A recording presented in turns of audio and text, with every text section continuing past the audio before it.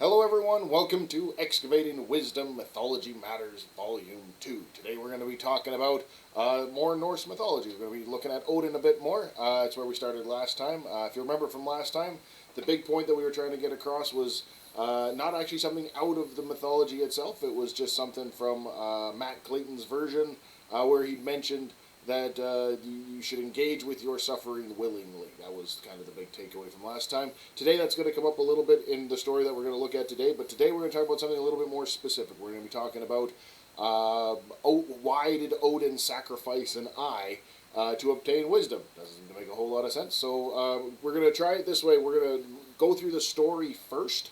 And then we're gonna. It's a pretty short little bit of a story. We're gonna go through that first, and then we're just gonna talk about some of the things that I took away from it. So here we go. All right. In Jotunheim, the home of the giants, is Mimir's well. It bubbles up from deep in the ground, and it feeds Yggdrasil, the world's tree.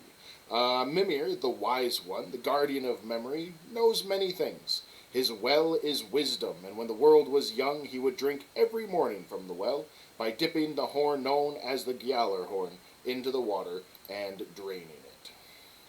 Long, long ago, when the worlds were young, Odin put on his long cloak and his hat, and in the guise of a wanderer, he traveled through the land of the giants, risking his life to get to Mimir to seek wisdom.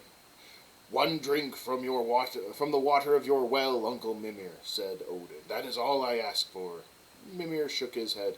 Nobody drank from the well but Mimir himself. He said nothing. Seldom do those who are silent make mistakes. "I am your nephew," said Odin. "My mother, Bestla, was your sister." "It's not enough," said Mimir. "One drink, with a drink from your well, Mimir, I will be wise. Name your price." "Your eye is my price," said Mimir. "Your eye in the pool." Odin did not ask if he was joking. The journey through giant country to get to Mimir's well had been long and dangerous. Odin had been willing to risk his life to get there. He was willing to do more than that for the wisdom he sought. Odin's face was set. "Give me a knife," was all he said. After he had done what was needful, he placed his eye carefully in the pool.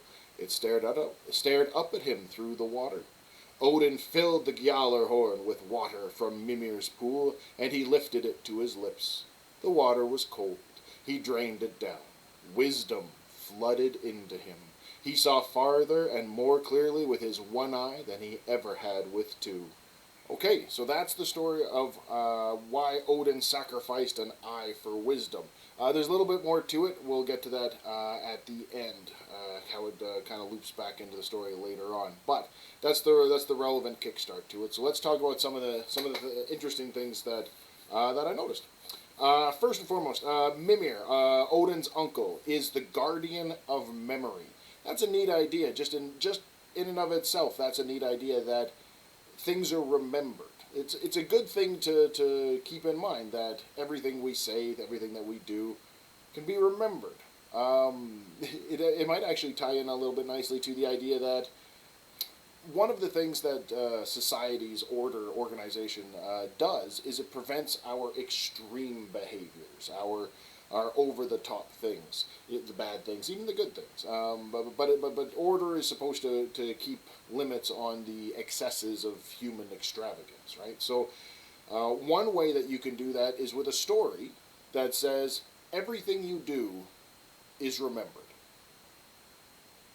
Now, even if that's not true, especially if it is true, but even if it's not true, the idea that everything, that there's a God out there that is remembering everything that you do, that Mimir was going to remember everything, might put some limits on some of the more extravagant behaviors that we would want to engage in. Alright, so there's one thing to take away. The second is, of course, Mimir is Odin's uncle. So Odin being the king god, right? We'll talk about that down the road. But being the Odin being king god in Norse mythology, he has a direct familial connection with the guardian of memory, and who's famous for his well, which is wisdom.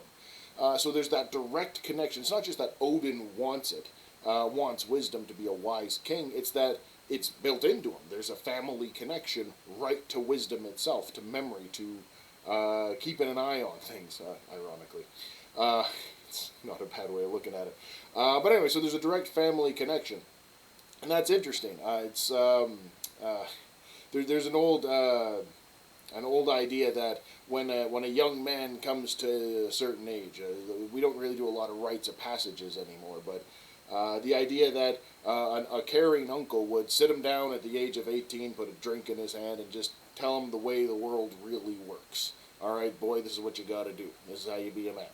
That's an old idea that has lost some of its shine, which is unfortunate because we all could use a little more advice from caring uncles and quirky aunts and a whole bunch of other people. But the idea of the young man getting brought up to speed by a caring uncle, that's kind of neat. But it's also interesting, and I'm getting a little ahead of myself here, but Odin goes on this adventure through giant country and he risks his life for this wisdom. And when he gets there, he goes, "Hey, uncle, you remember me? I'm your favorite nephew, and I went through on this horrible adventure, and I'm here for just one taste of your wisdom water." And Ymir looks him right in the eyes, because he still has two, and he says, "It's not enough." Well, as harsh as that sounds, it's actually really good advice that when you've got these young up-and-coming adventurers, these young people coming up and starting to come into their own, and they think they've gone on these horrible adventures and sacrificed so much, to look them right in the eye, so to speak, and say, "Yeah, it's not enough. You got to do more." Because unfortunately, that's often the case. The people got to do more than what they think they ought to keep things moving forward. All right. So anyway, so there Odin, even though he's Odin's uncle, Mimir looks him right in the eye and goes, "Not enough." Okay, so a couple things about the well itself. Mimir's well is wisdom. That's what the story tells us, and water is an interesting thing. I'm going to jump ahead in my notes here, but water's a very interesting thing. It comes up in mythologies all the time, and it serves a lot of different purposes and a lot of different functions. But I think one of the interesting things is that Mimir is the guardian of memory, and he has a well. Well, a well is rocks in a circle with a bucket and some water down at the bottom. It's a well. It's water. But the idea that the guardian of memory would have a well is interesting because a well has walls, which is structure and order, and it's got a function. So there's intent behind it, and that's kind of interesting. But in the bottom of it is water, and water has this very interesting serves an interesting function in mythologies where it. Well, I'm just going to go through some of the characteristics that I thought about for water. Well, one thing is that water flows. And with wisdom, that's kind of an interesting idea because there's very, very few hard, true, or factual lessons about wisdom. They don't tend to happen, but they do move over time. They slowly evolve over generations. Wisdom comes about over time, and also time actually is compared to water in these sorts of stories as well. Time is a giant river that doesn't really change in its course, kind of thing. That sort of stuff. Things that water does. Well, it takes the things that are the most dense and it lets them settle. It orders things in a particular way. The stuff that's just kind of fluff and nonsense just moves on down, it just goes. But the things that endure sink to the bottom and kind of sit there. And yes, they get smoothed out and polished, and as the water moves over them over time, and eventually they'll become just part of the river itself. But like rocks at the bottom of the river, or in this case the bottom of the well, it's got me wondering if the idea was that the water is the medium that distills memories, because Mimir is the guardian of memory, and the stuff that settles is the stuff that's worth keeping, at least for a while, because that's kind of how wisdom works. It's good for the foreseeable future. It might not be good forever. It might not be a lesson or a rule that we want to keep all the way down the line, but it works. It stabilizes the river, right? It keeps the bottom of the well's got some water in it. It keeps it stabilized. Anyway, what else does water do? Water, it cleans things. Time heals all wounds. Time's water in a well. Time heals all things. It cleans things. Water's very good at washing away some of the ugliness that we bump into from day to day. And the most important thing that I could think of that water would serve in these sort of symbolic stories is that it distills things. It takes things and breaks them down into their component pieces, and that's interesting to me. Just because if Mimir is the guardian of memory and the well is supposed to be the wisdom, then anything that goes in the well kind of breaks down over time, because that's what water does. It distills things, and the stuff that's left is the stuff you really want to keep. And you can use the time river comparison as well on that one, because it just takes the bad stuff away, and the good stuff that we want to keep settles, at least for a while, until the water itself even wears that out. But that's I know that's getting ahead of myself in the story there, but that's some interesting things that I've noticed that water symbolically can do in these sorts of stories. Like, why else pick a well?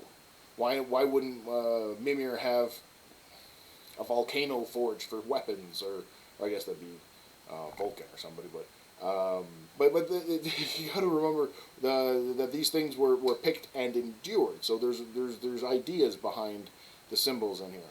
Anyway, and then the last piece, of course, I already kind of touched on this, is the Mimir's Well is in Jotunheim. It's in the Giants' country. Basically, if you think of the Asgard is the order. It's the world in which where you do things and the outcome is what you expect. It's order. It's where you're home and safe.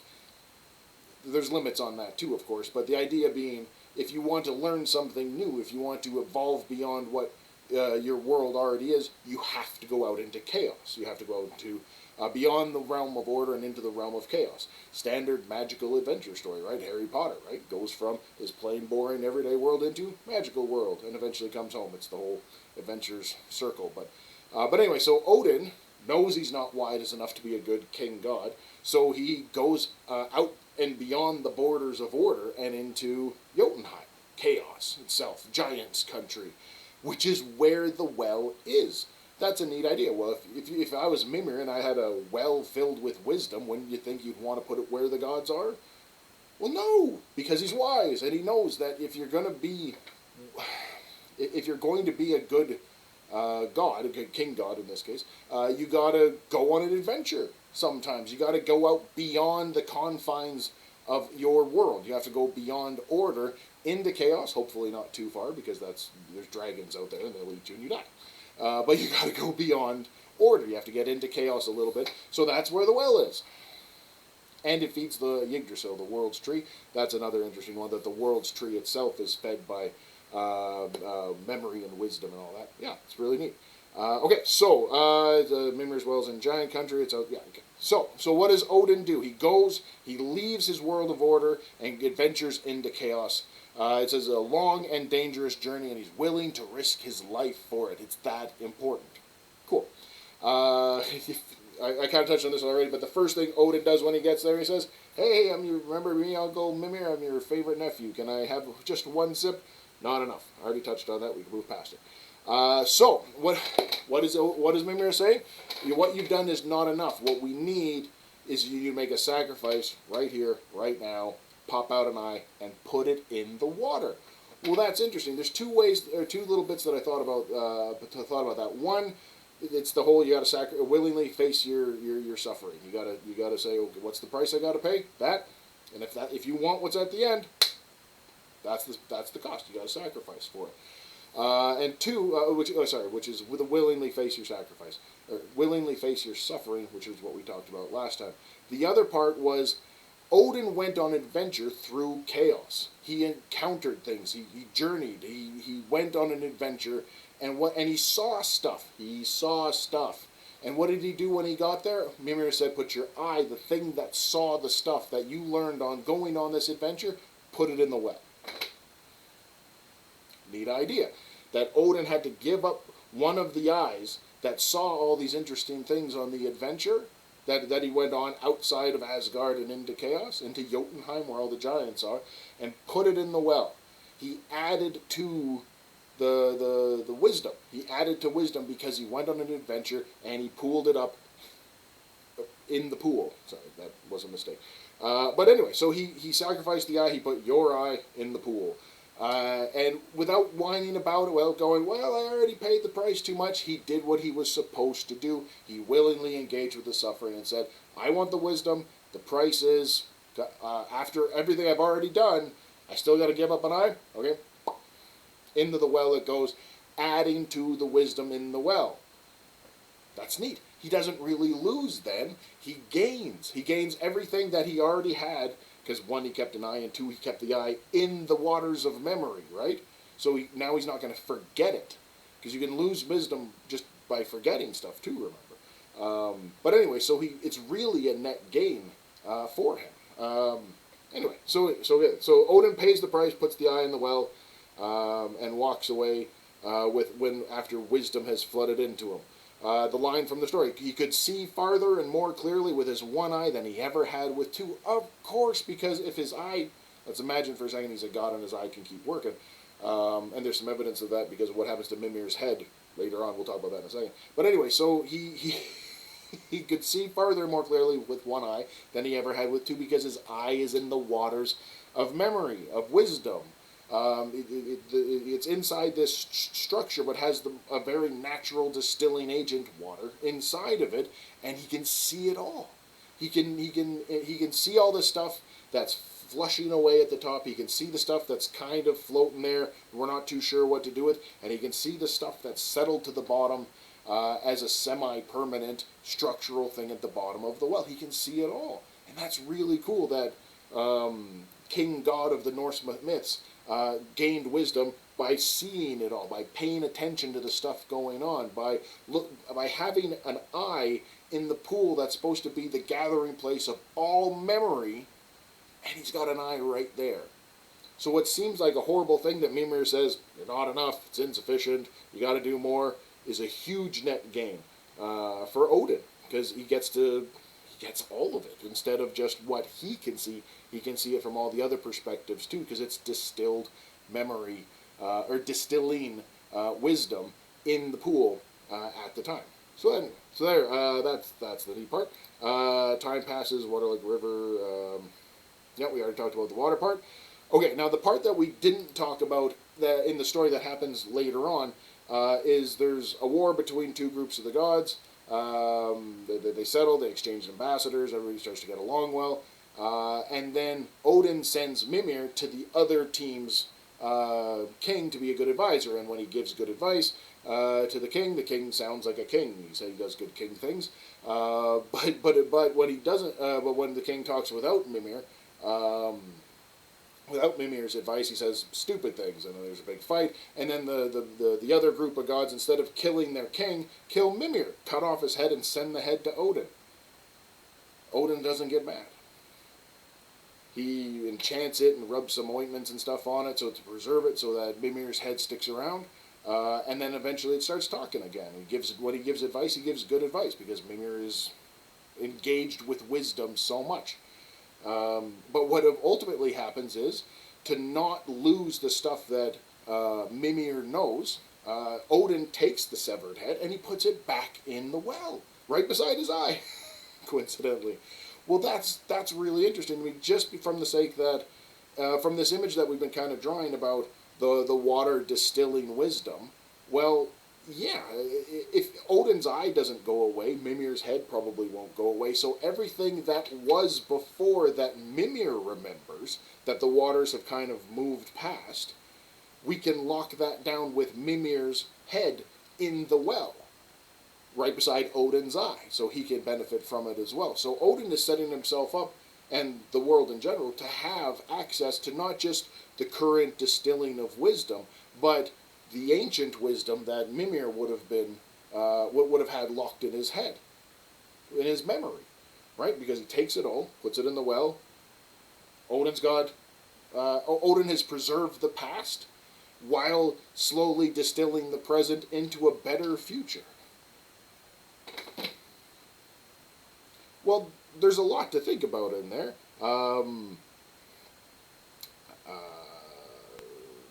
But that's all the notes I've got on that story for now. If I think of anything else, I'll let you know. Otherwise, next time we're going to talk about when Odin sacrificed himself to himself on Yggdrasil.